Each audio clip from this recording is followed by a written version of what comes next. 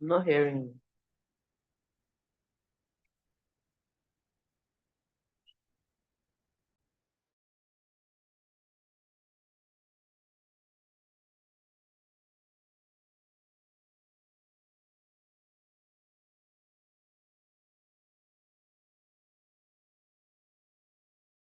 Are the ways that you can be a part of the conversation this morning.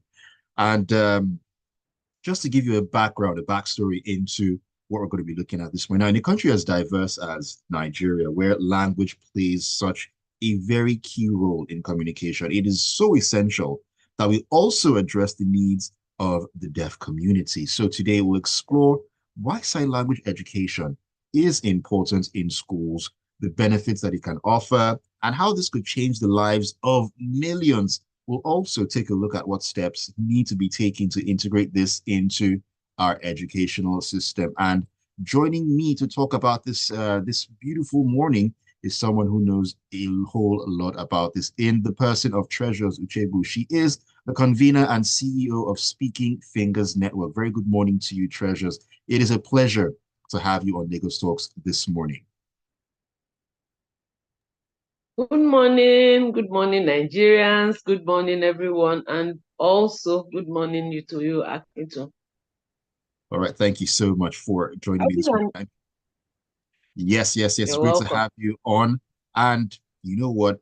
Leading up to this conversation, I've been really curious, to get your thoughts and, of course, to learn more about what it is that you've been doing, especially when it comes to sign language education, when it comes to our schools, and even way beyond that. But let's begin at the beginning, first of all. Now, according to some statistics from, the Nigerian National Association of the Deaf, that's NNED, about 1 million people in Nigeria are deaf, as it were, with many more having varying degrees of hearing loss. However, schools that are equipped to teach sign language are scarce, leaving many deaf children without access to quality education. While a few specialized schools actually exist, mainstream schools, they rarely include sign language in their curriculum. I mean, from where I'm sitting and from my experiences, I don't think I know of any school that actually does. I could be wrong, but from my experiences is what I'm saying. Now, my first question to you, Treasures, is what do you think are some of the biggest challenges that deaf students in Nigeria face, particularly in terms of accessing quality education?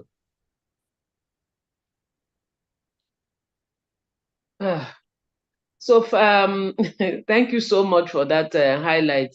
Most importantly, is access, and then the challenge, limited access, then understanding that deaf people go to school is a big challenge. The knowledge gap to know that whether they could be in school. And that's why I'm super excited that media professionals like you are taking this level of discourse, particularly for a day like this, the International Day of Sign Languages. So access to the fact that people know that they could be in school. I've had some conversations where I asked a child, I said, who are the users of sign language? And a boy in primary 4 raised his hand and said, Mumu people. So he doesn't even see, he said Mumu people. So I hope that is Wow. sitting already. Wow. That's a young boy in primary 4. And then, and I, that's, that was, I just clinched.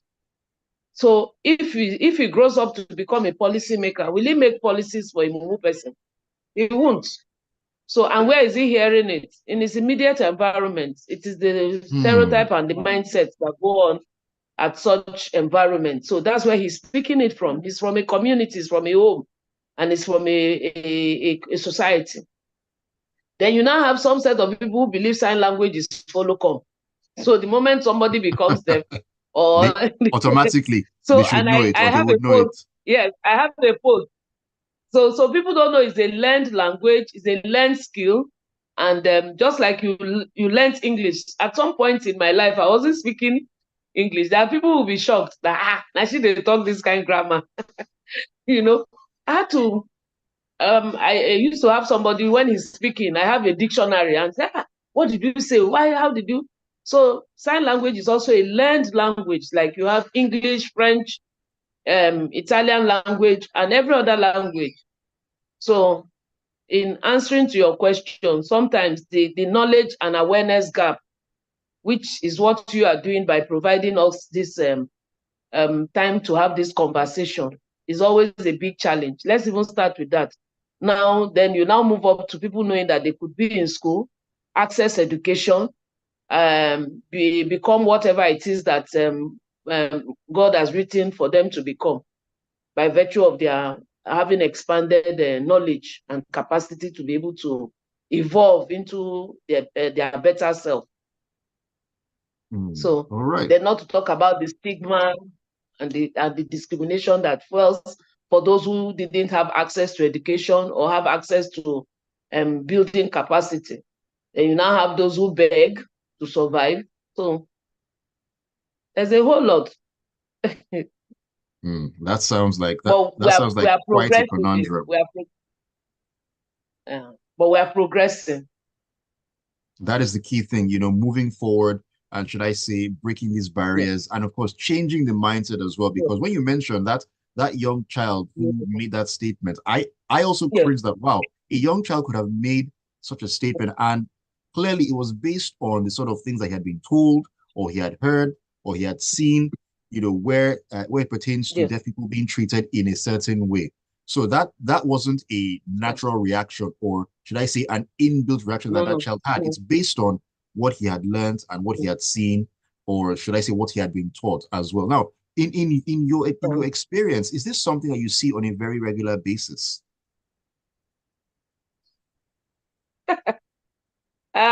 Is this something I see? Up until this morning, I still saw. Oh, wow.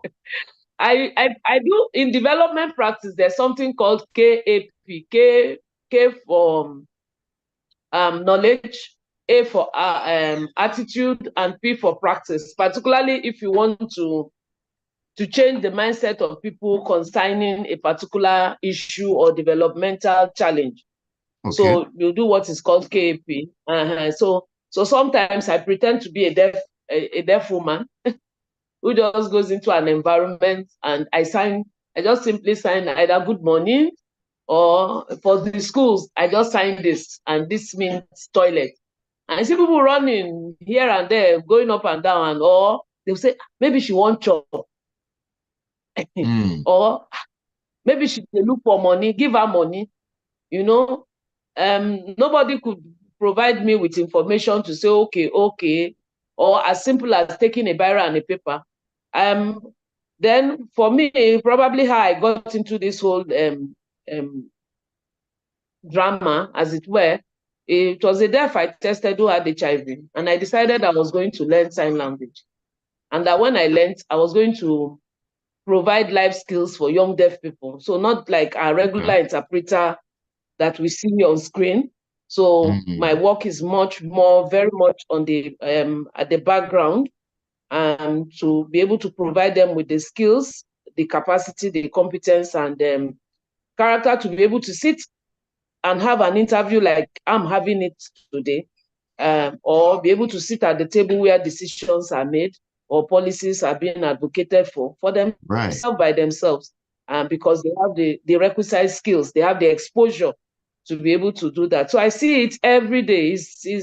It just tells us the level of awareness and understanding that this population exists, because the average person just sees them and say, no, once the person is deaf, they feel they've never seen a deaf lawyer or hear of a deaf accountant, and in that light. So it's not all about education, but there are some of them who are also thriving in their different vocational skills or businesses that they run. So for me, it's about seeking out possibilities. If I want to do that, I need to see what knowledge gap is existing or what gaps we need to close. So sometimes I pretend. The banks are even worse. You hear them gossiping. So deaf people, they make money. Where then they see money, who they give them money? Before I now decode and say, really? And they will start begging. Sorry, we didn't know.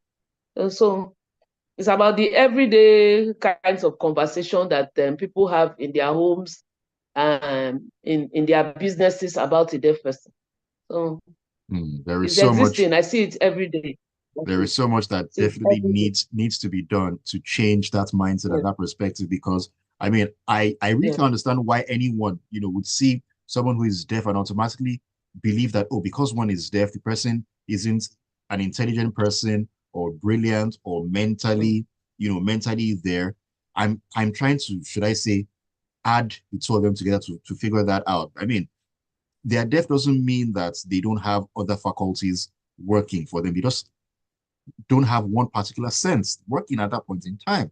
And like you said, yeah, from what you do every day, hearing these things people say, and of course trying to work on those knowledge gaps. First of all, I would say kudos to you to actually go out there and do that. But these are the things that need to be done to better understand what is lacking and what needs to be done, what can be done, and what should be done in order to bridge that gap. We'll continue the conversation and talk about why yeah. sign language education matters for all students. We'll take a quick breather here. When we come back in, we'll talk about that and a whole lot more. Lagos, don't go anywhere. Lagos Talks right here on Smooth 98.1. We'll be back Okay. in a bit.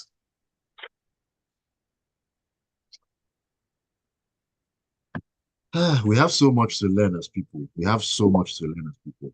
It's Plenty, plenty, plenty.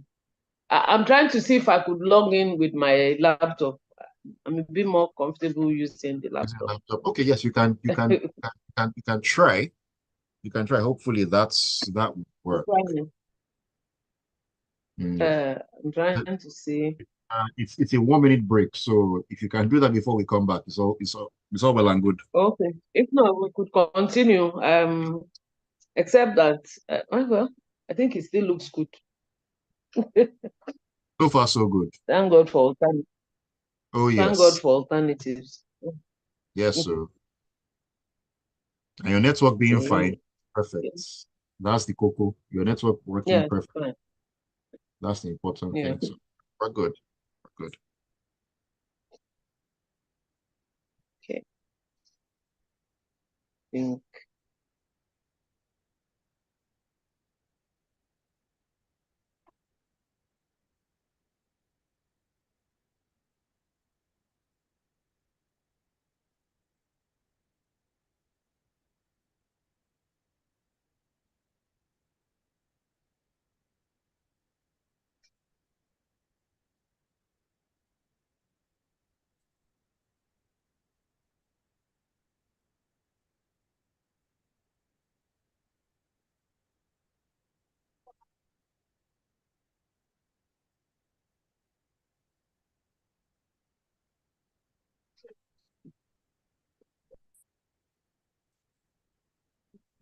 Right. Right. Thank you.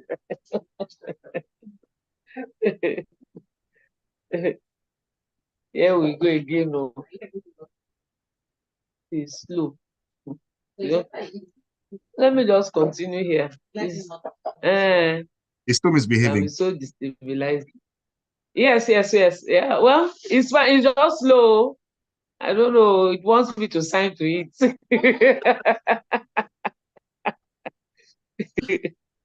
It just me that wanted something much more genge. I thought I could have a bigger screen, a better feel. I'm having to be bending. All right, we're going back in. Ah, I'll remind you. Okay, I think we are good. Let's continue. All right, welcome back to Now. Legal Talks. This is Smooth 98.1. Love music, love life, love conversation as well on a Monday morning. Ayokunmi right here with you, having a great discussion this morning. It's all about International Day of Sign Languages. That's what the 23rd day of September every year is earmarked for. And that is why we are bringing this to the fore. It's important to have these sort of discussions. And that's what we're doing this morning. We're looking at sign language education in schools, a path to inclusivity. And my guest this morning, who has been sharing some insight and is ready to share a whole lot more, is Treasures Uchegbu. She is the convener and the CEO of Speaking Fingers Network. Welcome back to the show, Treasures. It's A pleasure having you Thank this you. Thank evening. you. Same here. And of course, like I said before we went to that break, but before I jump back in, for all our listeners out there, you can join the conversation by sharing your thoughts with us, even experiences as well, things you've seen, and of course, wish that you could actually make a change to, or just to learn what it is that you can do to also make a change wherever it is that you are. WhatsApp is there for you, 0809 444 0981, 0809 444 You can also give us a call, 0201 4489981, 0201 4489981. You can also check out the live stream on YouTube. We're streaming at Smooth 981 FM Lagos. Smooth 981 FM Lagos. Okay, so um sign language education for everyone. Now, Treasures, in your opinion, how can incorporating sign language into mainstream schools benefit both deaf and the hearing students as well? I mean, from where I'm sitting, I know inclusivity definitely is one of the benefits of that, but I'll let you explain further. Yes, I just then it will breach the barrier, communication barrier in terms of both for the imagine it will encourage break down such stereotypes that like the young man I just shared his experience. Break down that stereotype. And of course it also inform best practice.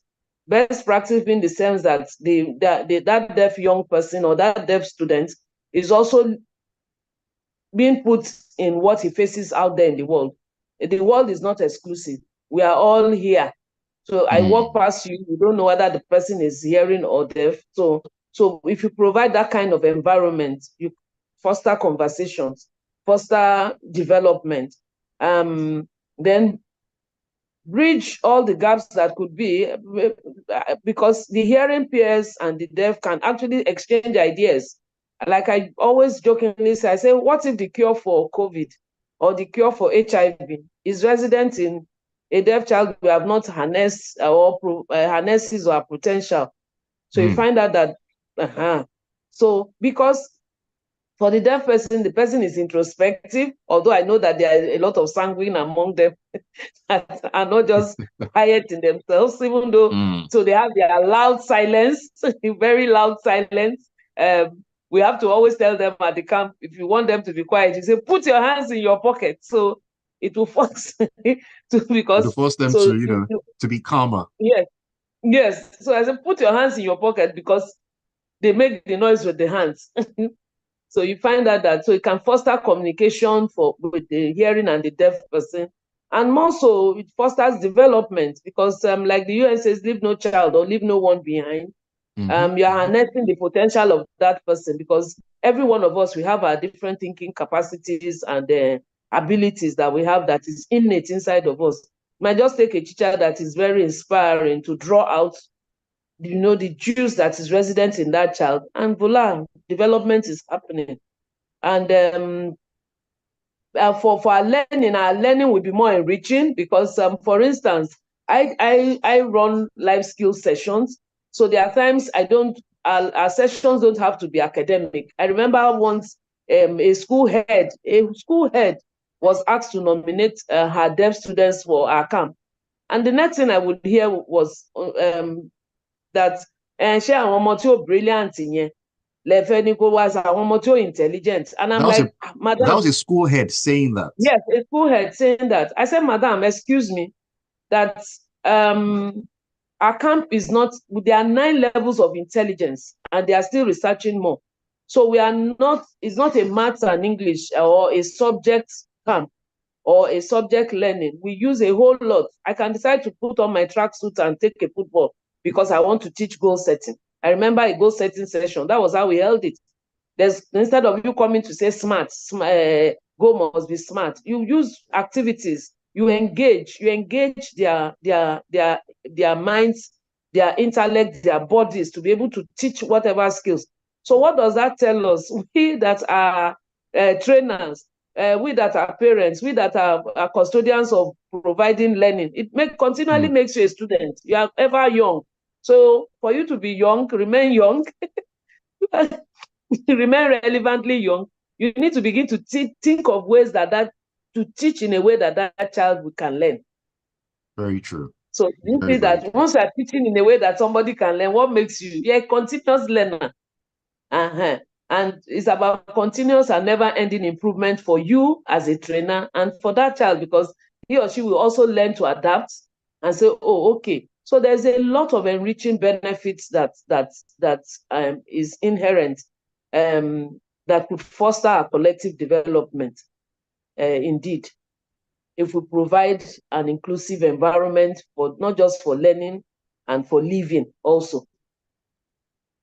Very, very important. Thank you for that one, Treasures. Now, in classrooms where both deaf and students who can hear learn together, sign language, it serves as a very powerful tool for Yes. inclusion. It fosters better communication between the teachers and the students, and of course, among the peers in that classroom. Now, studies show that students who learn in inclusive settings develop a greater understanding of diversity, and they are better equipped for life in a multicultural society. Now, what do you think are some practical steps that schools can actually take to ensure or make classrooms to be more inclusive for deaf students? And how does sign language play a role in that inclusivity?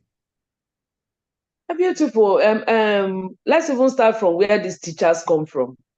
So during teaching their training, although there are teachers who go to school to learn, to go and study special education, however, there are institutions where these teachers are groomed.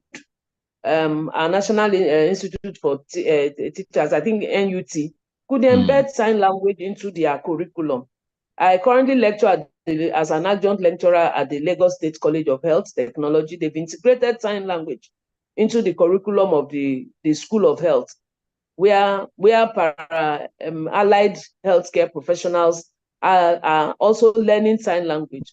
Peradventure they get, and these are the people you find at the primary healthcare center, the very, very beginning of care, or the one that touches the community the most. So a deaf person who walks in there can access services, because the healthcare practitioner, beyond getting a professional sign language interpreter, because they are becoming how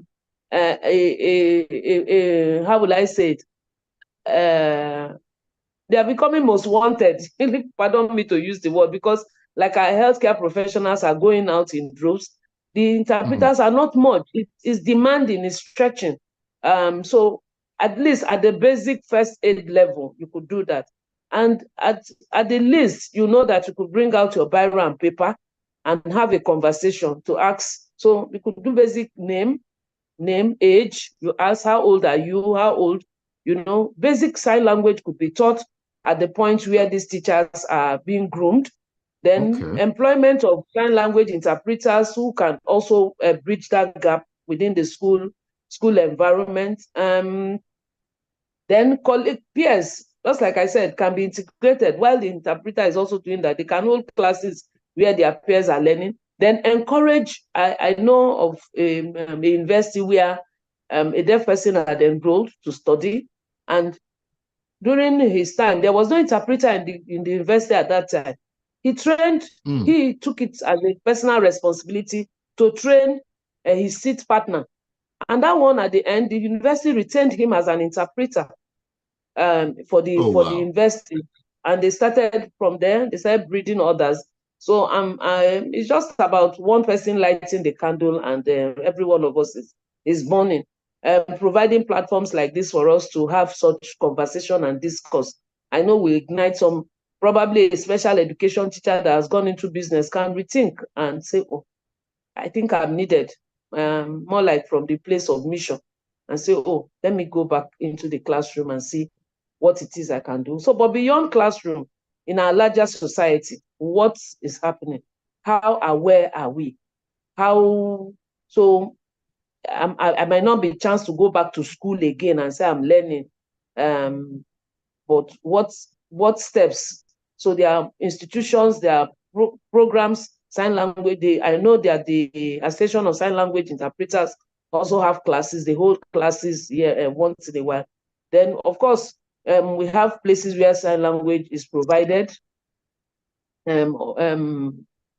Like service in terms of church service is provided in sign language. Places like that, they offer sign language trainings. You can go in there and learn and go back and enrich. So a day like this is also a day to say, okay, how are we rejigging what we are doing, retweaking our educational sector?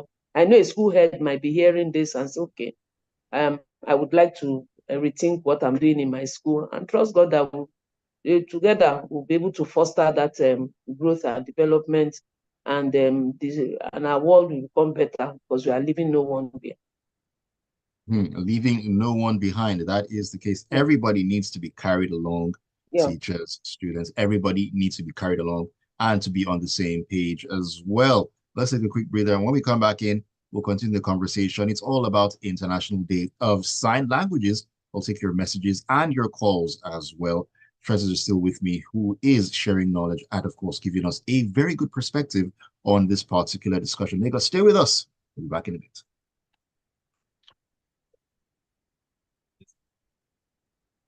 Hello. So I can join now from my laptop. Let me transfer.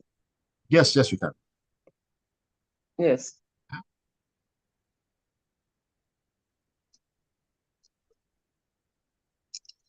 I pray it doesn't fall my hand. Misbehaving like this. Okay.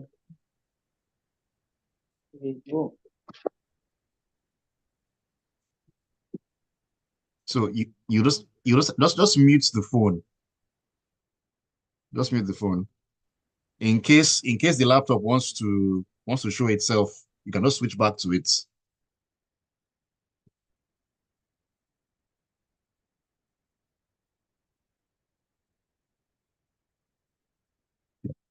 You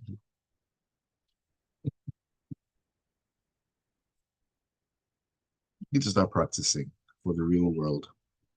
You need to start practicing for the real world. Yes, you do. Because it's getting closer, a whole lot closer than you can imagine. I mean, I don't mean to alarm you or anything, but it's just what it is. It's just what it is.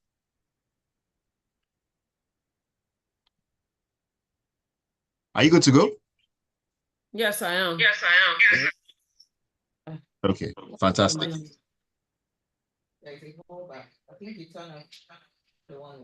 This is Smooth 98.1, your love music, love life, love conversation station as well. This is Lagos Talks.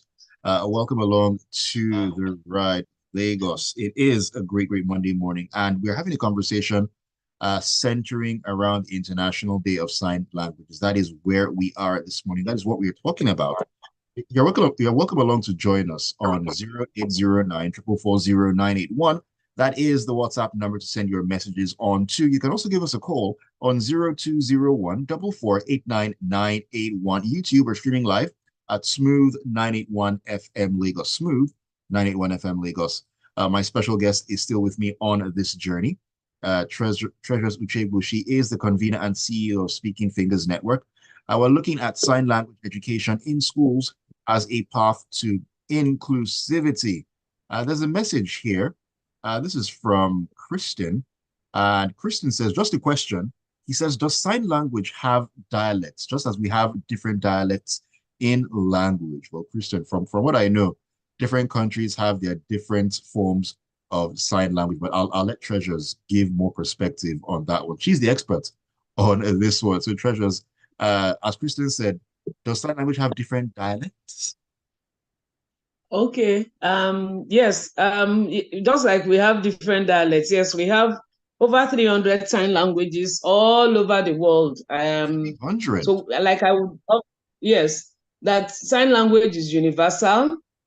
But we don't have a universal sign language. So we have countries that are developing their own unique sign language. But majorly we have the ASL. The ASL is American Sign Language, and the BSL, which is the the British Sign Language, which are major sign languages. Of course, countries are, like I said, are developing, and our own dear NSL. Our NSL is also being researched upon because there are unique things like Eba, Amala, which you don't, things that are words that are unique to us, are being developed in our NSL. So we don't have one universal sign language, but we have different international sign languages all over across the world. Like I said, over 300 by research of sign languages. Okay, that is very interesting. So here we speak a derivative.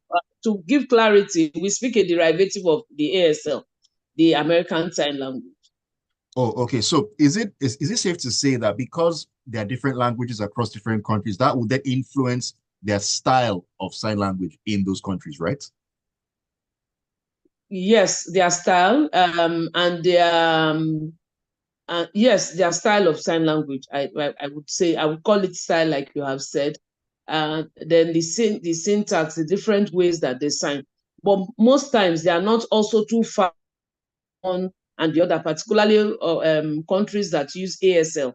We are almost signing alike, except for words that are very unique for in those particular countries. Like us, we have over different dialects. So those are the things that will be put into context when as we are developing the NSL. That's the Nigerian Sign Language. Right, interesting. Okay, now let's talk about government. I mean, we need to bring government into this whole conversation.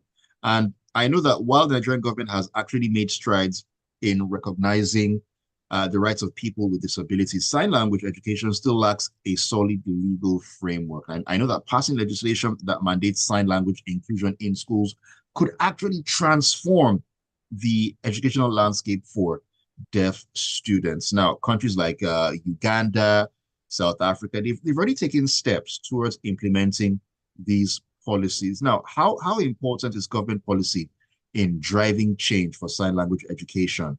And I mean, from what you know and what you've seen, what you've experienced, what should policymakers take into consideration to promote this inclusion? Well, thank you very much. We are not lacking of policies. Nigeria has a disability law. We are not lacking of policies. It's implementation of those policies that it is. Because like you asked, the role of policies and government, when policies the policies will drive enabling environment for institutions to begin to practice what is in the policy. So like I've mentioned, now we have our disability law that was passed in 2019, and the Disability Commission is on. We have then for government is simply just providing that enabling environment. But however, there are people who will have to drive, it's people that will drive this. People who have to also put their money where their mouth is. If they find it very, yes. So we are not lacking of policies. We have policies, that educational policies that are embedded to say leave no child behind. We have signed into the Convention on the Rights of Persons with Disability aside our disability law. And we've also the Child Rights Act of Leave No Child Behind. We have embraced it as a country. So but implementation looks a bit, because people are taking their time, particularly when funding is dwindling, to begin to readjust. For me, I'm always taking these issues from the place of work in progress. So it's for us to carry out research to measure in specific and say which of this has worked, or how far, just like we measure the SDGs, the Agenda 2030, that by 2030, as this measured by the 17 goals, and goal 4 talks about inclusive education. So we can come back to the drawing table and say, as a nation, where have we gotten to as it concerns inclusive education? So their policies are bound, but implementation is key. And implementation will take the place of awareness, which is even educating people about these policies that exist. So the role of media, like we have this conversation, It shouldn't be like a one-off, you know. You remember in our tete-a-tete, I said, please, it shouldn't just be a one-off where we just do this and we know that, we are done, we just celebrated it. The conversations can be ongoing, looking at how have we evolved right from the time we had this disability law. How have we included? What punitive measures have been taken? What motivations are available for us to be able to make the implementation seamless? Before your program, I've also had to grant another interview, and I'm the same advocacy. So I know that all over globally, all across Nigeria, people are talking. The buzz is on today. But beyond today, beyond this week, because this whole week is the Deaf Awareness Week, beyond this week, how are we going back to measure? Because what you do not measure, you cannot enforce and say, oh, we've been able to do this. But for your, so just beyond ticking boxes, how are we out there ensuring that, yes, we are measuring to say this is from this time we were able to talk about 60 schools. But I know that there are people working at the background to do that. But then those people have to be brought to the table to be able to have access to promoting what it is that they have done, and to say, oh, these are where the gaps exist, and this is where we want people to project to help further implement these policies. Right. Thank you very much for that one. Now let's talk about money. Let's talk about money, because a lot of things revolve around, a monetary figure, cost, and so on and so forth. Now, some critics would argue that implementing sign language education is too expensive. Now, what would you say to those who are concerned about the cost, and how can we make this feasible in Nigerian schools? Because I mean, some would say, the cost of training teachers and so on and so forth, where would that come out from, and so on and so forth. But what would you say to those people who say, the cost and all those things? Well, there's a proverb.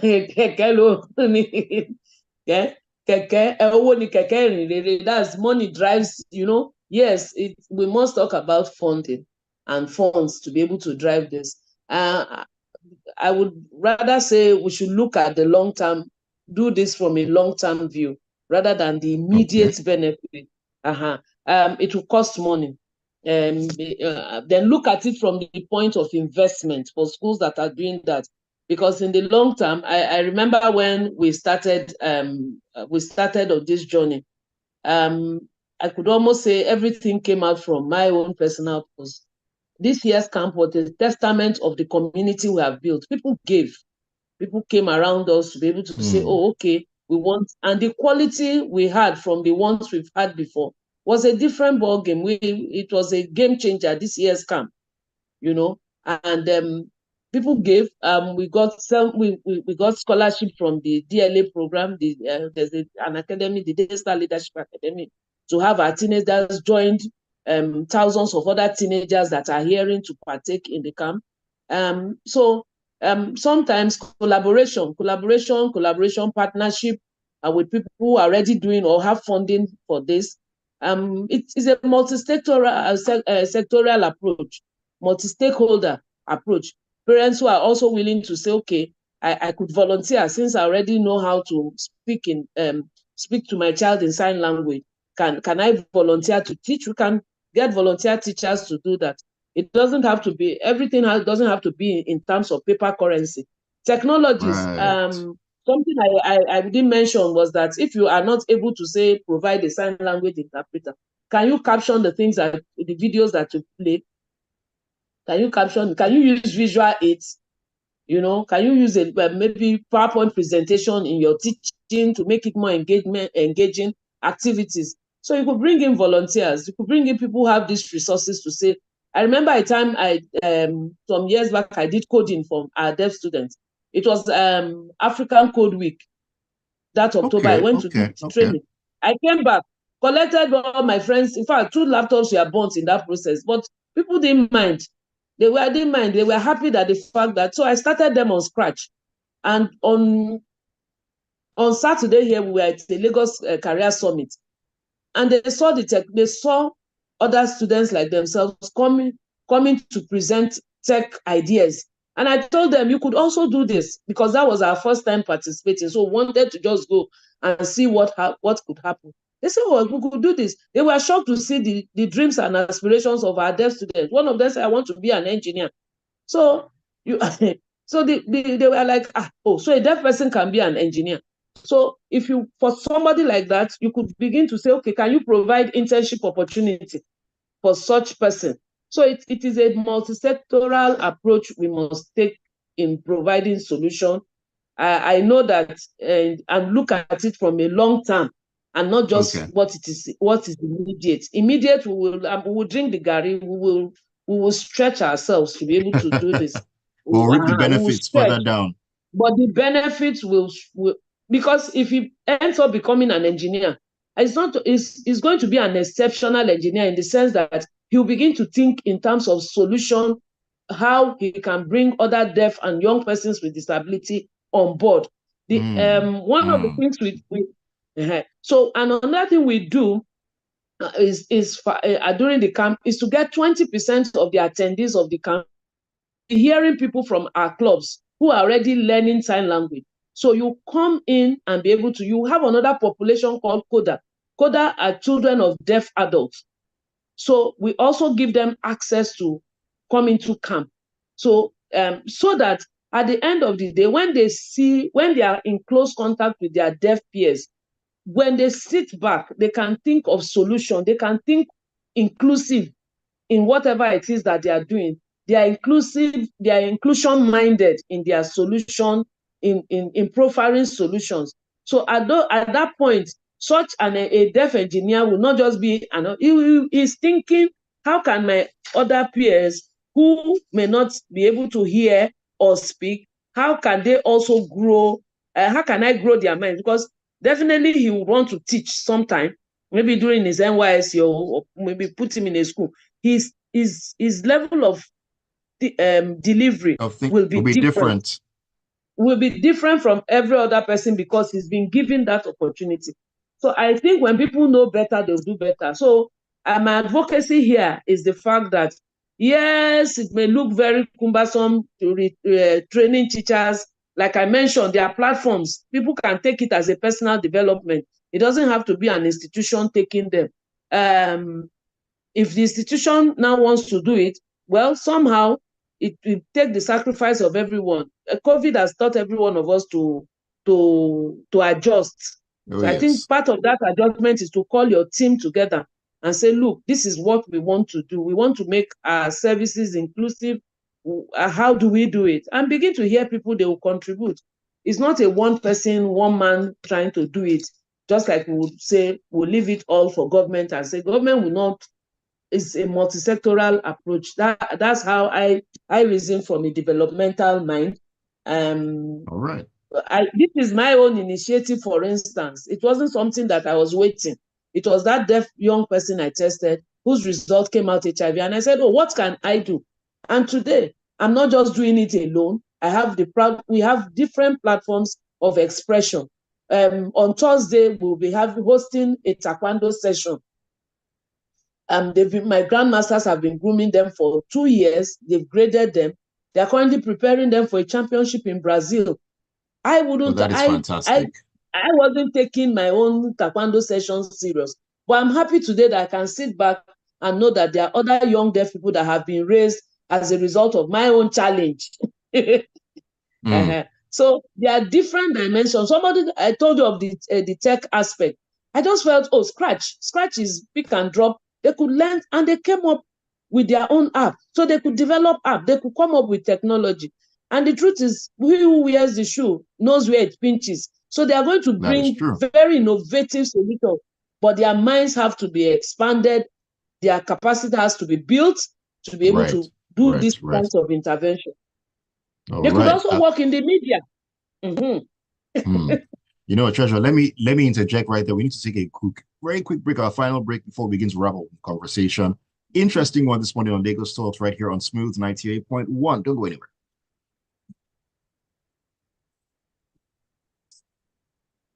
Interesting. There are so many possibilities.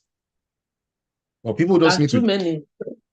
Me, change I'm this. about possibilities, possibilities. I'm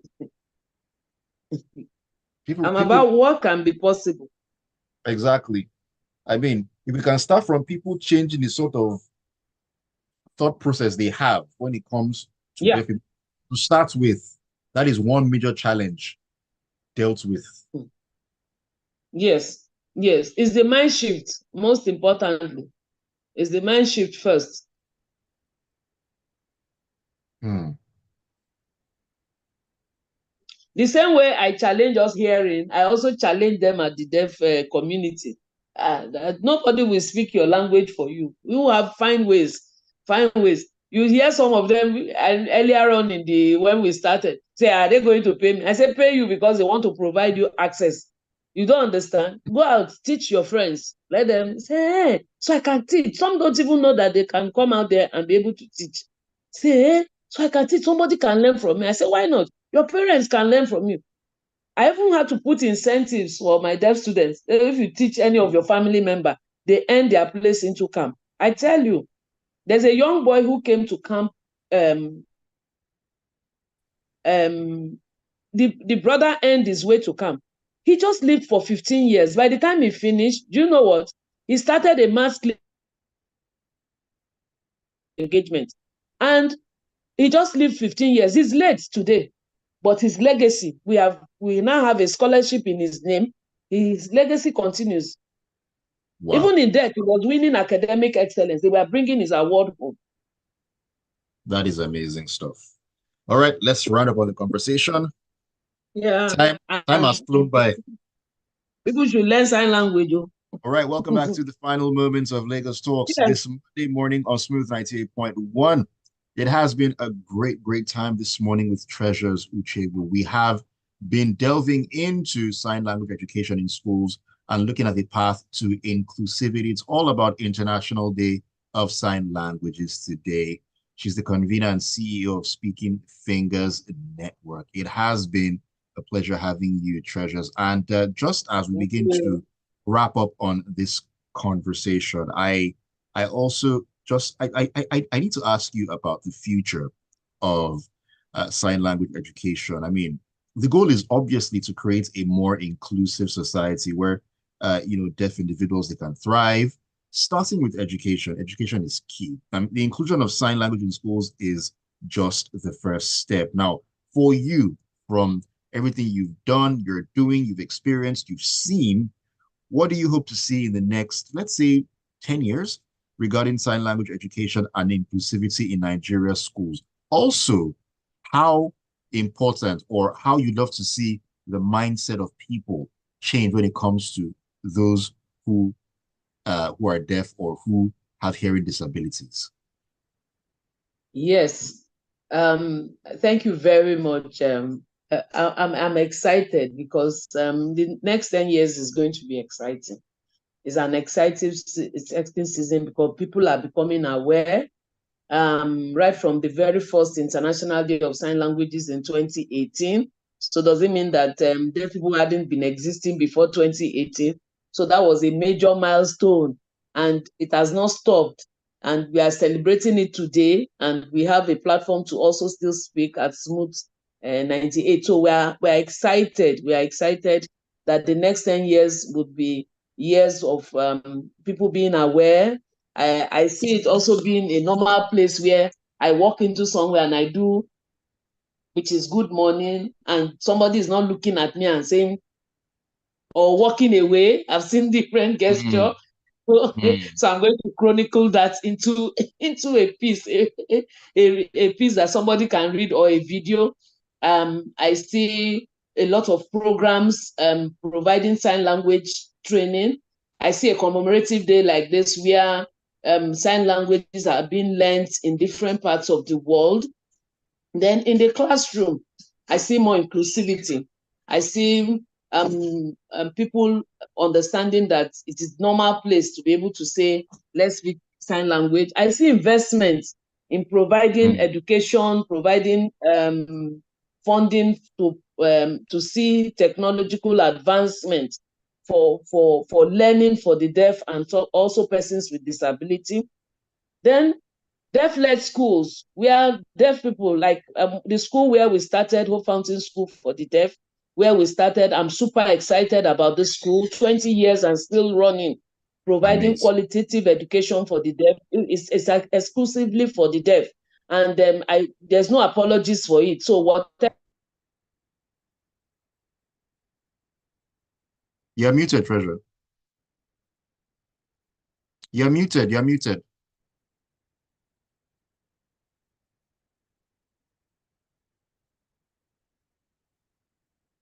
You're muted, Treasures. You need to unmute yourself. Technology does that sometimes. Oh, it's what some of the things we. Okay, is this better now? Okay, is this better now? Better now. Don't worry. I know what. Is it better now? Yes, it is. Yes, it is. Technology does that sometimes. I understand.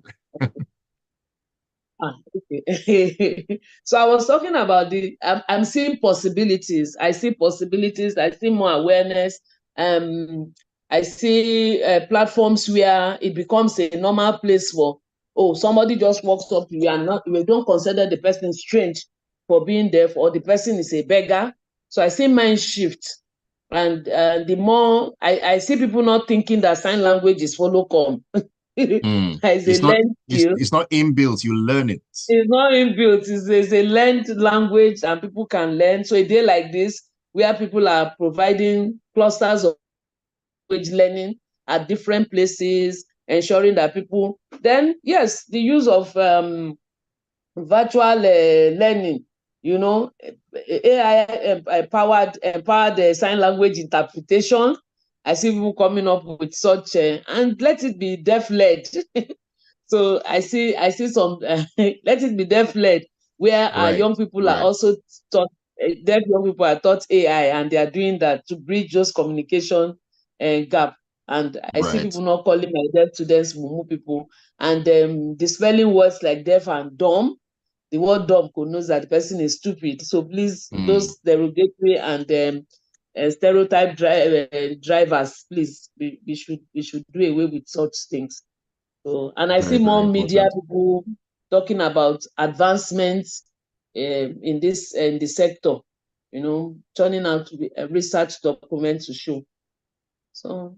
All right. That is absolutely amazing. Thank you so much, Treasures Uchegbu, for joining me this one. Before we let you go, I mean, for everyone out there who is listening, who has taken an interest in this and would love to know more about what it is that you're doing, and would love to be a part of it, where can they find you on social media? Yes, we're across social media as SpeakingFingers Network. We have a YouTube channel, SpeakingFingers Network, and we are on Facebook, we're on Instagram, we're on which other one now? I think we attempted TikTok and left it. Yes, on X. On X. So, and need more persons to come on board, particularly when it has to do with promoting what it is that we do. But most importantly, just love on a deaf person that you see around the world. You are extending my hand, and believe in their possibilities. Once you believe in their possibilities, you've also done what it is that we are doing at SpeakingFingers, because it's about empower voices, seeing possibilities of sign language, and encouraging that we leave no one behind. And a day like this should be a day where people learn basic sign language, basic words in sign, please, sorry, thank you, and learn the ASL alphabet. And know how to sign. I gave you a test yourself. I know how to sign. I feel the test, but hey, I am always open to learning, and that is something I definitely will be taking on board. No, but this is it. Oh, this is that word. So this is I love you in sign language. It's a slang way of saying I love you. So it is I, letter I, L, and Y. And when we pose this way, it is just saying I love you, instead of going the long route of saying I love you. Interesting stuff. You know what? For everyone listening out there, to see what Treasures just did, you need to check out the replay of this session on YouTube at Smooth 981 FM Lagos. You can actually see what she did. And hey, we all need to take this on board and make the world a better place at the end of the day. That is the key thing. All right, Treasures, thank you so very much for joining me this morning. It's been an absolute honor and pleasure having you on Lagos Talks. Thank you. Thank you so much. Thank you. Thank you. Thank you. Do have yourself a great Monday and a great rest of the week ahead. Give us a gesture yourself. Give us one gesture. Give us a say welcome. This is welcome. Okay, welcome. You are welcome. Basically, yes. You see, we are learning already. We're learning already. All right, Treasures, have a great morning. Take care of yourself. Okay, this is a plus. All right, thank you so very much. Lagos, thank you so much for being a part of Lagos Talks this morning. Keep it tuned to your love music, love live station, Smooth 98.1. There's more great music lined up for you to get you started on a Monday at work, business, wherever it is that you need to be. Keep it tuned. All right.